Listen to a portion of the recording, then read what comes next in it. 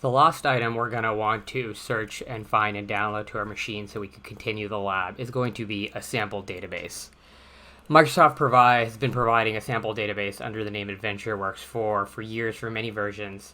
So let's go ahead and go find that on the internet, grab that, download that, and see if we can restore that to our new SQL Server and maybe explore some data to see if we get off the ground before we move on to the actual guts of this lab. So from Google, let's search AdventureWorks and let's see what the latest version is. So if you search AdventureWorks, it's usually the first search that comes up. You might see 2017, 2015. The year is not going to matter. Most of the data is the same. But yes, if we go here, there's a couple that we could pick from, and we're going to look at grabbing the data warehouse one. There's minor differences on how they're set up. But since a lot of our labs are going to be based around business intelligence, this is a much easier one to work with. It has some of the keys set up, which makes it a lot easier. So if you click on that and click on download, it's going to download this file to your downloads folder. And what we're going to want to do is we're going to open up a new window here. And we are going to want to go ahead and let's just navigate all the way to the C drive. And when you installed SQL Server, it was installed in Program Files,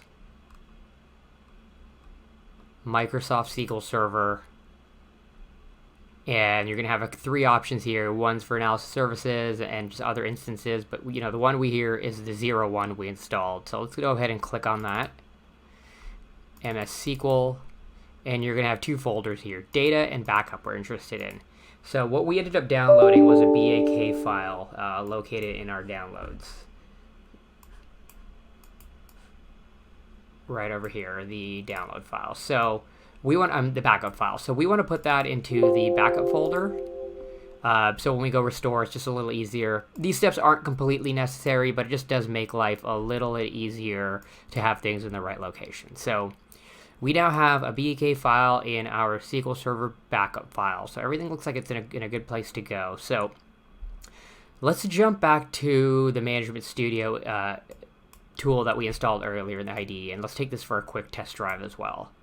So here in the IDE, there's a couple options on new queries and some MDX and MDX queries for analysis services. We're not going to get too far into that. We're really just going to be looking at SQL queries today and for the rest of these labs. But you could go ahead and click on Connect and on Database Engine. And this may or may not already be populated, but what we want to do is we want to browse for more and expand on database engines. And what we installed in the lab was an 01. You may not have the 01 on yours like we mentioned, but grab the right one you want to select you'd installed and click on OK. And we should be able to connect via Windows authentication. So let's click on Connect, and it's pretty quick since everything is local. And you will be granted in the Object Explorer with all the objects in that SQL Server. So just a quick high-level overview of some of the items. Your databases will obviously be located in your database folder. You usually do not have to go into your system databases. It's not recommended. There's a lot of configurations and internal databases here. So when you add items, they will be outside of the system databases. Security objects, adding new users, new roles, new credentials can be found in the security folder. In server objects, you're going to find items like link servers if you want to create a connection to another SQL server or add triggers. With replication, polybase, high availability, again, these are some advanced features for production level, nothing we're going to need. And then if we ever get into building ETLs and SSIS, that's where the integration services catalog comes into play. The SQL Server agent is going to be disabled on your SQL Server. You can easily enable that, and that's going to be what you use to set and schedule jobs.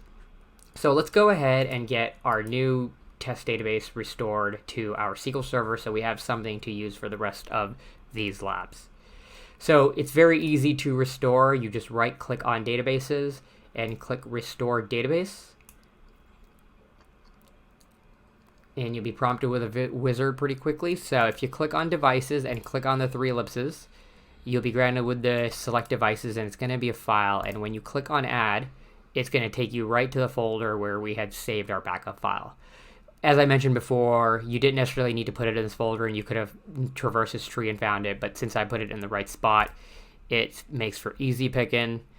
You could click on OK, click on OK. The database actually contains metadata for itself, so it gives you some it auto-populates some information, including the database name. If you do wish, you could change some of these items on where it's going to be restored to, but again, the default here is pretty good. So just click on OK here, and it's a fairly small database. It restores really quickly. Just click on OK, and there we go. We have our AdventureWorks database ready to go. When you click on the little plus sign, it expands the objects in the database. So in the Intro to SQL lab, you will see items on how to create views and tables. In the Power BI lab, we won't get too far into some of these other objects and really just be querying some of these tables. The tables can be found here by expanding here. There's a series of objects, and Management Studio with a right click makes it easy to go ahead and select, the first 1,000 rows or do some basic discovery, which will go ahead and run a query for you on that table. If you're unfamiliar with SQL, don't worry. Take a look at our Intro to SQL lab or in our class where we talk about how to build these queries yourself, but a quick select shows you all the information that's being stored in this table.